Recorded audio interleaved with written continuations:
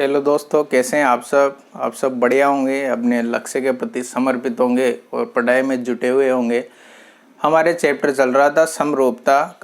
कल हमने थेल्स प्रमेय देखी और थेल्स प्रमेय के क्या अनुप्रयोग होते हैं वो सिद्ध करना सीखा। आज हम थेल्स प्रमेय से संबंधित महत्वपूर्ण जो क्वेश्चन एग्जाम में पूछे जाते हैं वो सॉल्व करते हैं। मैं आशा करता हूँ आपने थेल्स प्रमेय को अच्छी तरह याद कर लिया होगा, लिख कर बिना देखे अच्छी तरह याद हो गई होगी।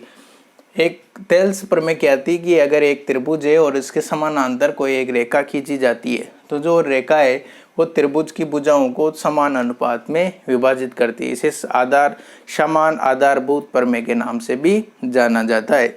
अब देखिए इसमें किस प्रकार के क्वेश्चन अपन से पूछे जाते हैं वो देखना है।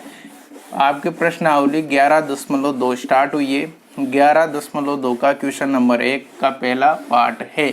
तो देखिए एक त्रिभुज दे रखा है अपने लिए कि त्रिभुज एबीसी की भुजाएं AB व AC पर क्रमशः D व E बिंदु इस प्रकार हैं।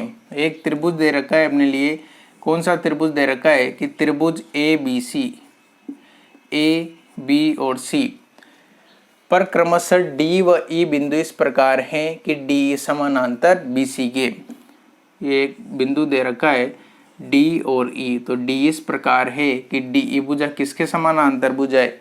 BC भुजा के समानांतर है। तो हमें थेल्स प्रमेय का उपयोग करके इन अनुपात जो अपने लिए दे रखे हैं तो शेष भुजा का ज्ञात करना है। थेल्स प्रमेय में आपको ये याद रखना होगा, अगर क्वेश्चन में अनुपात जैसे AD अनुपात DB दिया हुआ है तो दूसरी तरफ भी अनुपात AE अनुपात इसी, अगर ये वाला अनुपात इसके बराबर है तो ये वाला अनुपात इसके बराबर रहेगा। ये तो याद रखना ही है। साथ ही आपको ये भी याद रखना है कि अगर जैसे भुजा AB का अनुपात BD के बराबर है, जैसे आपको ये दे दिया कि भुजा, इसमें ये भी सिद्ध होता है।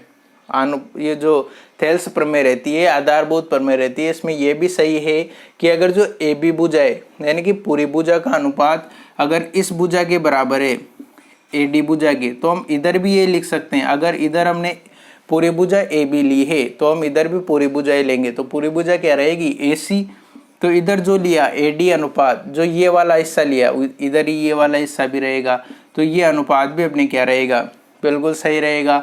अगर आपको ये वाला अनुपात हमें याद करना है या इस वाले अनुपात का उपयोग करना है तो ये भी लिख सकते हैं हम कि AD अनुपात BD, ये तो कल हमने सिद्ध कर ही दिया था, BD अनुपात AE अनुपात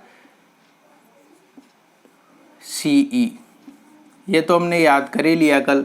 तो ये भी सही है। समान अनुपात प्रमेय में ये वाला भी सही है, ये वाला भी सही है। और अगर हम ये पूरा अनुपात लेकर ये वाला अनुपात लें तो भी मतलब समीकरण की जो त्रिभुज है उसकी समांतर भुजाओं को समान अनुपात में काटती है।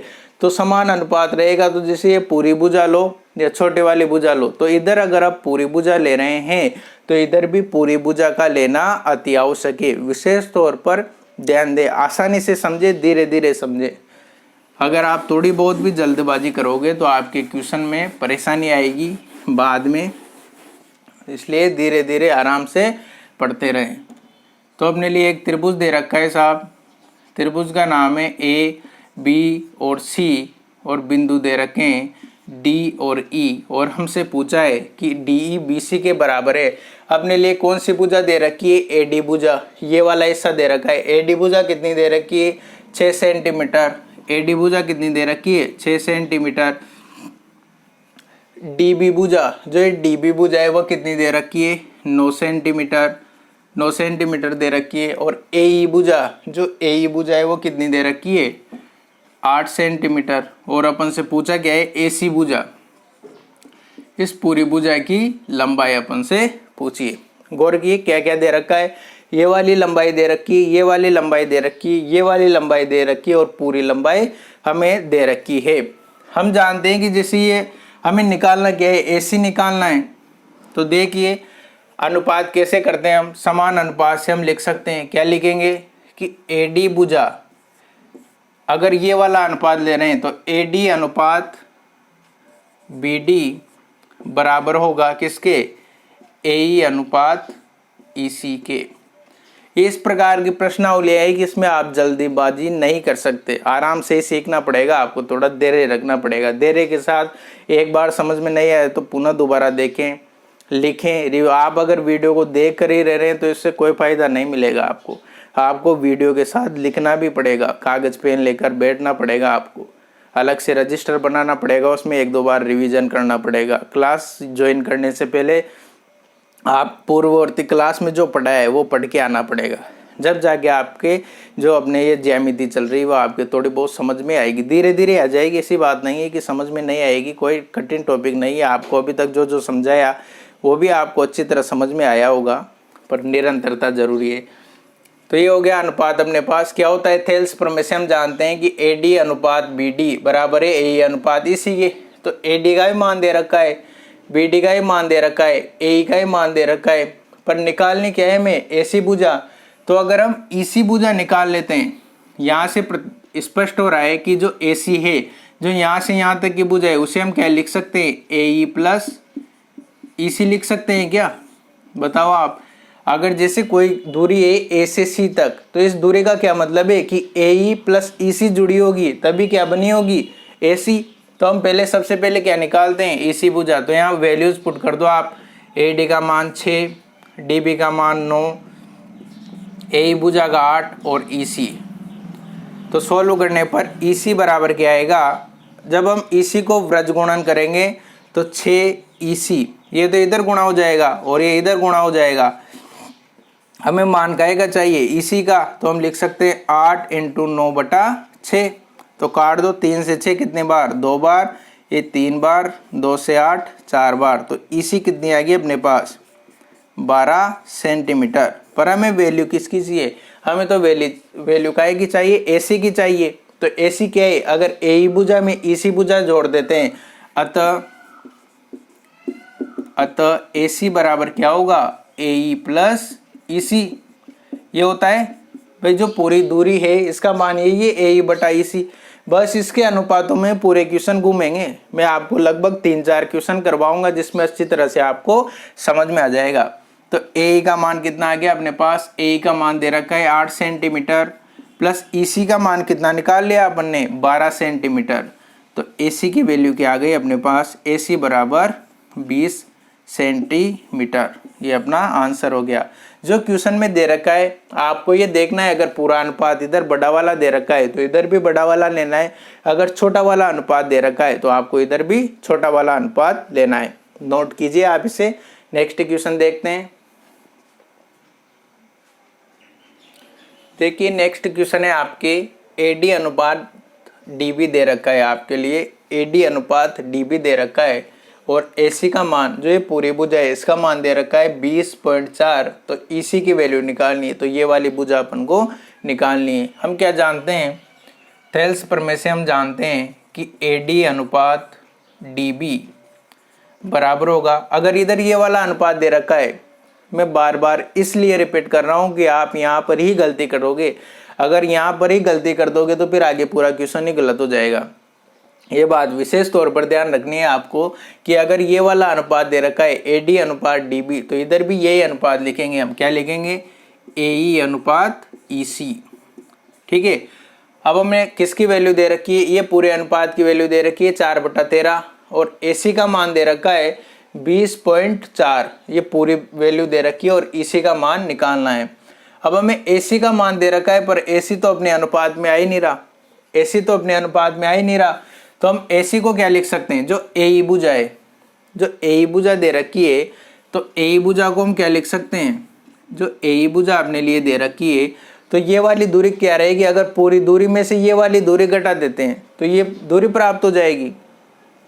भाई जो ये पूरी दूरी है AC की, अगर इस पूरी दूरी में से ये हिस्सा घटा देते हैं तो क्या बचेगा, केवल ये वाला हिस्सा ही बचेगा। अगर इसको माइनस कर देते हैं तो केवल ये वाला हिस्सा ही बचेगा। तो देखिए क्या लिख सकते हैं हम, AE को क्या लिख सकते हैं, AC में से अगर जो ये पूरी भुजा है AC में से अगर EC भुजा घटा दें तो हमें क्या प्राप्त हो जाएगा, AE भुजा प्राप्त हो जाएगी। ठीक है, तो देखिए हम क्या लिख सकते हैं, तो AD बटा DB, ये अनुपात तो ऐसा ही चलेगा। अब AE की जगह क्या लिख सकते हैं हम, AC माइनस EC। अब ये क्यों लिखा, क्योंकि AE का तो मैं मान ही नहीं दे रखा, अगर मान दे रखा होता तो लिखने की कोई ज़रूरत ही नहीं थी। तो देखिए आगे ये हो गया EC। अब यहाँ पर किस किस का मान दे रखा है, हमें AC का मान भी प्राप्त है और EC की याद करना है, तो वैल्यूज पुट कर दो आप। ये तो दे रखा है 4/13 बराबर AC का मान दे रखा है 20.4 माइनस EC हमें निकालनी है। अब इसको क्या करना है, व्रज गुणन करके सॉल्व करेंगे। व्रज गुणन तो आता है ना आपको, कैची गुणा, ये तो इधर गुणा होगा, ये इधर गुणा होगा, तो हम क्या लिख सकते हैं 4EC बराबर 13 को इससे गुणा करो, 13 चौक 52, 13 दुआ 26 और 1 के बाद तो ये हो गया 265.2 माइनस EC, तो ये हो गया 13 EC। क्या किया, ये गुणा किया, 13 से इसको गुणा कर दिया, फिर 13 को इससे गुणा कर दिया। तो अब सोल्व करना है, सोल्व करने पर क्या आएगा, ये 4 EC है माइनस 13 EC है, इसको इधर लाओगे तो प्लस का हो जाएगा, तो 17 EC बराबर कितना हो गया 265.2। तो EC का मान निकालना है, तो EC में क्या है, 17 को इधर भाग दे दो, EC का मान निकालना है तो 17 का इधर भाग देते हैं, 265.2/17, तो EC का 17 में भाग दो। तो 17 का पहाड़ा तो आता ही होगा, भाग देना भी आता ही होगा, तो 2 भाग, 17 एकम 17, कितने बच गए शेष निकालो। 17 में से 26 में भाग दिया तो कितना बचा, करो सोल्व करो, कितना आएगा आंसर, कर लोगे ना ये तो 17 पे 5, ठीक है 15 के लगभग आएगा, तो कर लो सोल्व। तो दूसरा मेथड है आपके लिए कि दूसरे मेथड में आपको क्या करना है, पहला मेथड तो क्या था कि जो अगर ये आपको याद क्या रखना है, ये विशेष तौर पर ध्यान दें आप, अगर ये अनुपात दे रखा है तो इधर भी ये वाला ही लेना है, अगर पूरा अनुपात दे रखा है तो इधर भी पूरा वाला अनुपात ही लेना है। आशा करता हूँ आपको अच्छी तरह समझ में आ गया होगा। नेक्स्ट टाइप के अगर हम क्वेश्चन देखें, यानी आप पॉज करके आराम से रोक लें, जब आपको लिखना हो पहले तो समझ लें, फिर जब लिखना हो तो वीडियो को पॉज कर दे। पॉज का मतलब बीच में जो डबल साइन का आता है ना, वीडियो चलती रहती है तो ये चिन्ह आता है, इस पर क्लिक कर दो, क्लिक करते ये वाला साइन बन जाता है, ठीक है। तो आप आराम से नोट कर सकते हो, कोई परेशानी नहीं है उसमें, ठीक है। ये तो हमने सीखा, अनुपात दे रखे हैं, वैसे 4 क्वेश्चन दे रखे हैं आपके, मैंने 2 क्वेश्चन बता दिए हैं। अगर आपको जो शेष 2 क्वेश्चन है उसमें कोई परेशानी हो तो आप कमेंट करके पूछ सकते हैं, बताने में कोई हर्ज नहीं है।